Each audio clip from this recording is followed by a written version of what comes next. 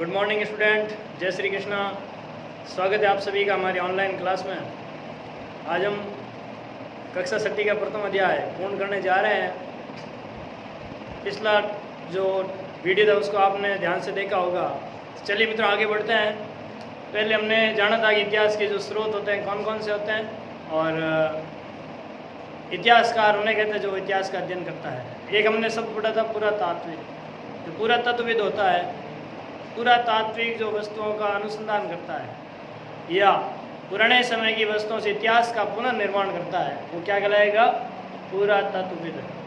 आज हमारा जो टॉपिक है वो रहेगा अतीत एक या अनेक। अतीत एक या अनेक। ये जो इतिहास है वो एक है या अनेक। अतीत जो शब्द अपने आप में क्या है? बहुवचन है। जैसे हमारा अतीत एक वचन, हमारे अतीत, तो ये बहुवचन हो गया। ठीक है मित्रों, इसके बारे में हम चर्चा करने जा रहे हैं। तो जो पुराने समय का इतिहास है वो कई प्रकार का रहा है मित्रों। अलग अलग लोगों ने इसका अर्थ भी अलग अलग प्रकार से निकाला है। इतिहास या अतीत शब्द अपने आप में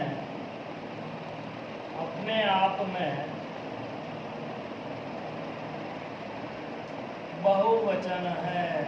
अपने आप में क्या है मित्रों? बहुवचन। और आपकी किताब का नाम भी यही है, हमारे अतीत, न कि हमारा अतीत।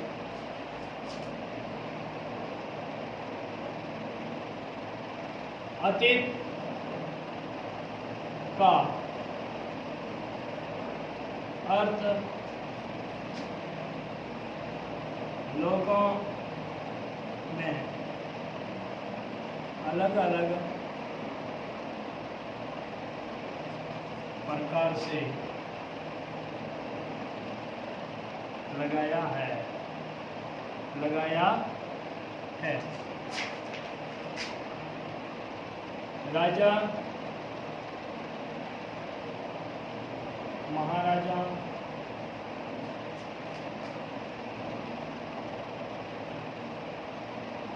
रानियां,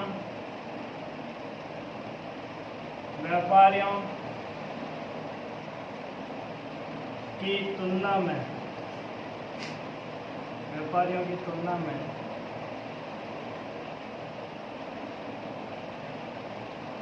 किसानों व मजदूरों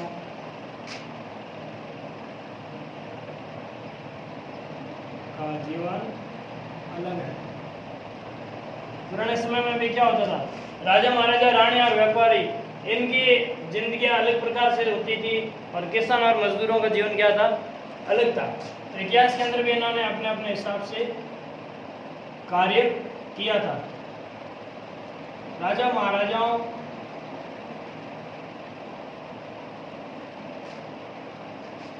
व व्यापारियों ने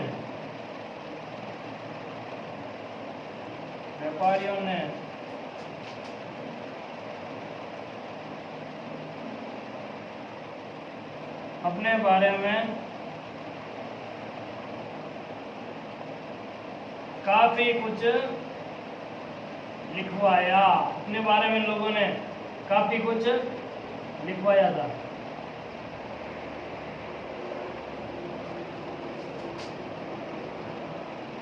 अतीत में हमें अनेक युद्धों, दुर्गों के निर्माण,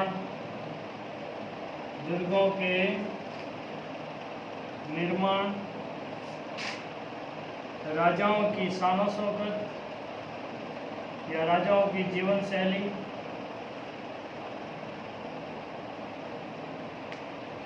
आदि के बारे में जानकारी मिलती है। जब हम अतीत पढ़ते हैं तो जो राजा थे उन्होंने क्या लिखवाया था? इतिहास। तो उन्होंने युद्ध का वर्णन करवाया, दुर्ग बनवाए उनके बारे में लिखवाया, या कोई राजा के जो जीवन शैली की, राजा के पास में कितने घोड़े थे, वो कैसे रहता था और किस प्रकार उसके पास में महल हुआ करता, इनके बारे में हमें अतीत में जानकारी मिलती है, जिनसे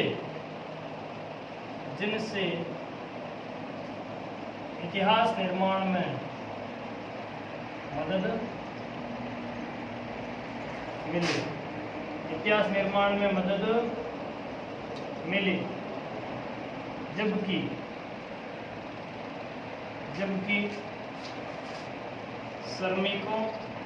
श्रमिकों बोले तो मजदूर वर्ग,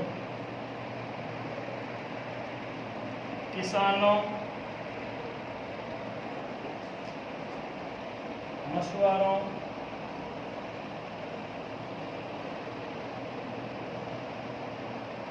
शिकारियों,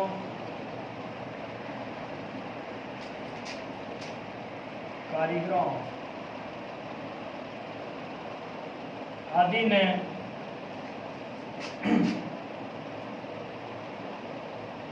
अपने बारे में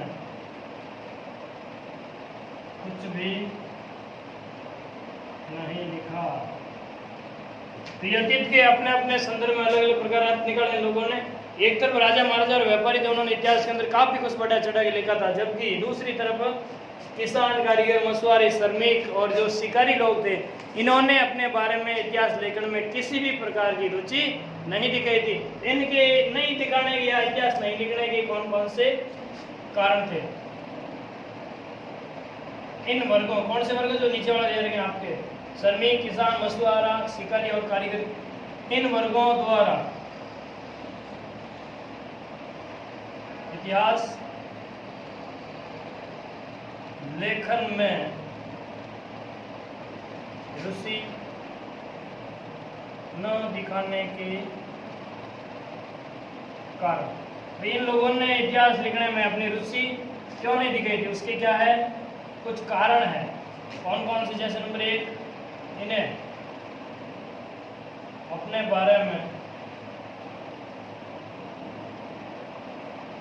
बारे में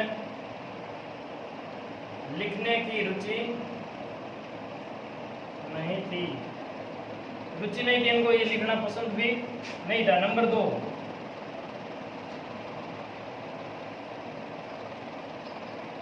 इन लोगों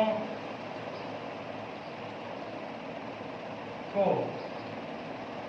इतिहास की जानकारी नहीं, इतिहास की जानकारी नहीं थी, यानी कि इनको पता ही नहीं था कि इतिहास कैसे लिखा जाता है। नंबर 3, इन्होंने